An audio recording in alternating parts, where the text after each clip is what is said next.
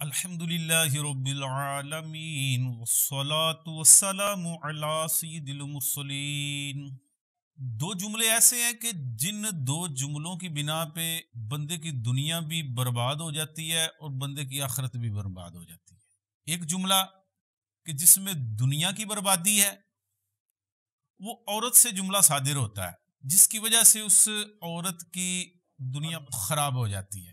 میرے پاس بالکل ان دنوں میں دو تین افراد ایسے آئے ہیں کہ جو طلاق کے بارے میں مسئلہ پوچھنے کے لیے آئے، سب نے ایک ہی وجہ بیان کی ہے کہ آ کے مجھ سے کہنے لگے ہیں کہ 3 طلاقیں ہو گئی ہیں، اب کوئی سلو کی صورت کہنے کو ہو سکتی ہے۔ میں وجہ کیا بنی؟ کہتے ہیں کہ سب کا ایک ہی انداز تھا اور سب کے سب ایک ہی بات کر رہے تھے، کہہ رہے تھے کہ ہمارے 3 طلاقیں دینے کا سبب یہ بنا ہے، گھر میں نچاکی ہوئی ہے، کسی بات پہ ناراض ہو کے کہنے لگی ہے کہ اگر تم مرد ہو تو مجھے طلاق دو۔ وہ کہتا ہے کہ دونوں نے کہا کہ ہم نے اوائڈ کیا ہے، ان کا نہیں تم مرد ہو تو مجھے 3 طلاقیں دو۔ لوگ کہہ رہے تھے، ہم نے کہا کہ چلی جاؤ گھر اپنے، چلی جاؤ ادھر سے، لیکن عورت نے اصرار کیا ہے۔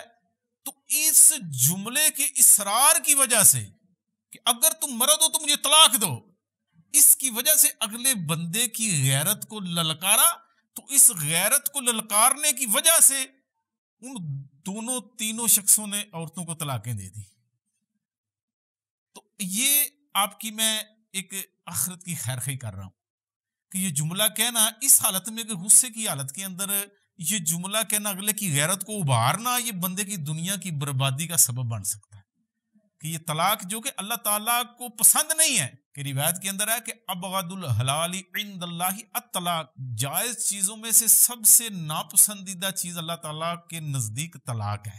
تو یہ اس کے اسباب میں آپ کے سامنے پیش کر رہا ہوں۔ یہ ایسے بندے اگلے کی غیرت کو ابھارنا نہیں چاہیے، ایسا معاملہ نہیں کرنا چاہیے تاکہ ان کی دنیا بہتر سے بہتر ہوتی چلی جائے۔ یہ تو دنیا کا معاملہ تھا، اور آخرت کے لحاظ سے ایک جملہ ایسا بولا جاتا ہے کہ بندے کی آخرت خراب ہو جاتی ہے۔ وہ کون سا ہے؟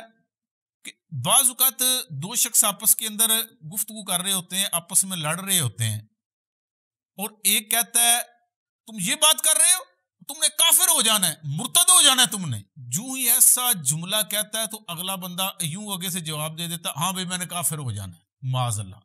ایسا کہنے سے کفر کے اوپر رضا پائی جائے تو بندہ کافر ہو جاتا ہے۔ اس کا سبب کیا بنا؟ اس کا سبب بعض اوقات ایک متدین شخص بن جاتا ہے، تو نے کافر ہو جانا ہے، اگلے کو ابھارتا ہے، اس کے نفس کو چوٹ کرتا ہے۔ جس کی اصلاح درکار ہو نا، ہمیشہ یہ بات ذہن میں رکھی جائے کہ جس بندے کی اصلاح درکار ہو نا، تو اس کی اصلاح ایسے نہیں کی جاتی کہ اگلے کے نفس کے اوپر چوٹ کر کے اصلاح کی جائے۔ نفس کے اوپر چوٹ کی جائے تو نفس اصلاح قبول ہی نہیں کرتا۔ کہ جب یوں کہا جاتا ہے تو نے کافر ہونا ہے، تو نے مرتد ہونا ہے، تو وہ بندہ آگے ضد میں آگے کہتا ہے ہاں میں نے ہونا ہے۔ تو اس وجہ سے وہ بندہ یعنی کہ اس کے اوپر حکم کفر عائد ہو جاتا ہے۔ تو بعض اوقات یہ جو پہلا بندہ پہلا کہہ رہا تو کافر ہو جانا ہے، بعض اوقات اس میں حکم لگ نہیں رہا ہوتا، اس کے اندر حکم کفر ثابت نہیں ہو رہا ہوتا۔ کہ بعض اوقات ایک جملہ ہوتا ہے، بعض ہم اپنی جاہلیت کی بنا پہ اس کو حکم کفر کہہ رہے ہوتے ہیں۔ اللہ کے فقہاء کرام رحمہم اللہ ارشاد فرماتے ہیں کہ ایک جملہ بولنے والا مسلمان ہو اور اس کے اندر 99 احتمال کفر کے نکلتے ہوں، محض ایک احتمال اسلام کا نکلتا ہو تو واجب ہے کہ اس جملے کو اس اسلام والے احتمال کے اوپر محمول کرنا واجب ہے۔ مگر بے علمی کی وجہ سے ایک تو پہلے والا ہی کافر ہونے لگا ہے، تو مرتد ہونے لگا، اس وجہ سے حالانکہ وہ اس میں وہ چیز بعض اوقات نہیں پائی جاتی۔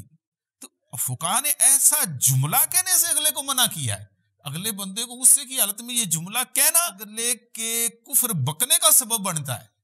تو اس وجہ سے اس چیز کو نہ کہا جائے کہ مسلمانی جس طرح قطعیت سے ثابت ہوتی ہے، تو اس طرح کفر کے لیے بھی قطعیت چاہیے ہوتی ہے کہ جو ما قبل قطعیت کو ختم کرے اور دوسری کفر کی قطعیت کو ثابت کرے۔ تو اس وجہ سے محض وہم سے، محض خیالات سے، محض ایسی چیزوں سے کفر ثابت نہیں ہوتا۔ تو اس وجہ سے جہاں تک ممکن ہو سکے اپنے مسلمان بھائیوں کی خیر خواہی ہی کرنی چاہیے۔ اللہ جل مجدہ سے دعا ہے کہ اللہ تعالی ہمیں اپنے ایمان کی حفاظت نصیب